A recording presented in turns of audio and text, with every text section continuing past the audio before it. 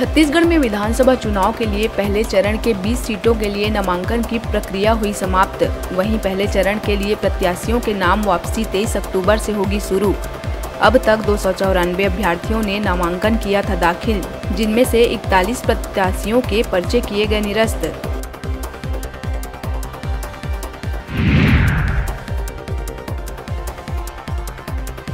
छत्तीसगढ़ विधानसभा चुनाव 2023 के लिए हमर राज पार्टी ने अपने प्रत्याशियों की तीसरी लिस्ट कर दी है जारी। इस सूची में 20 प्रत्याशियों के नाम है शामिल।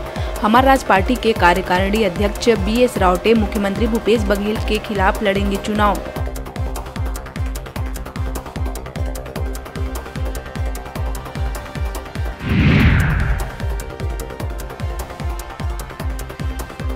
जसपुर में निष्कासित बीजेपी युवा मोर्चा अध्यक्ष समेत 12 लोगों की पार्टी में हुई वापसी। भाजपा की ओर से राय मुनि भगत को प्रत्याशी बनाए जाने के बाद युवा मोर्चा अध्यक्ष विकास प्रधान ने बीजेपी के खिलाफ चुनाव लड़ने का किया था ऐलान, जिसके बाद भाजपा ने युवा मोर्चा अध्यक्ष समेत दर्जनों कार्यकर्ताओं को दिखाया था बाहर का रास्ता।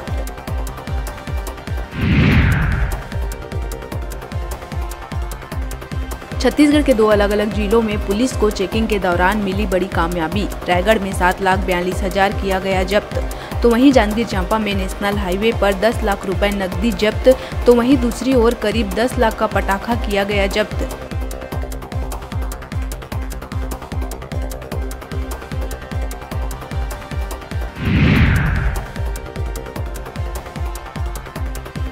आचार संहिता के लागू होते ही अपनी तैयारियों में जुट गई है पुलिस प्रशासन। इसी के साथ ही सुकमा पुलिस ने 180 लकड़ी के स्पाइक्स के साथ 5 नक्सलियों को किया है गिरफ्तार।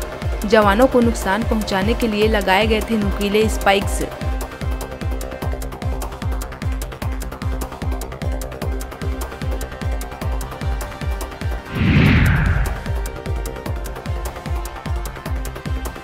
गरियाबंद उदंती सीता नदी टाइगर रिजर्व के इंदा गांव परिक्षेत्र में 2 पेड़ों के तने में फंसकर तेंदुए की हुई मौत के बाद 4 दिन तक फंसी रही तेंदुए की लाश फिलहाल वन विभाग द्वारा पोस्टमार्टम करवाकर तेंदुए की कर दी गई है अंतिम संस्कार।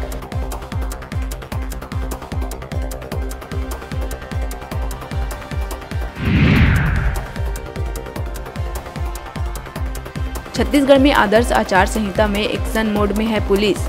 निगरानी दलों ने अब तक 14 करोड़ 33 लाख रुपए की नगद और वस्तुओं को किया है जब्त। प्रदेश की कानून व्यवस्था बिगाड़ने पर निर्वाचन करेगा सख्त कार्रवाई।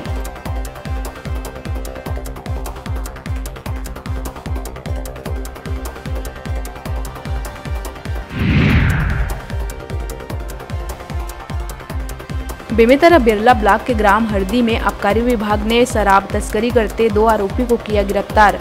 आबकारी निरीक्षक पर मनमानी का आरोप लगाते हुए महिलाओं ने जज की कार को रोक कर किया जमकर हंगामा।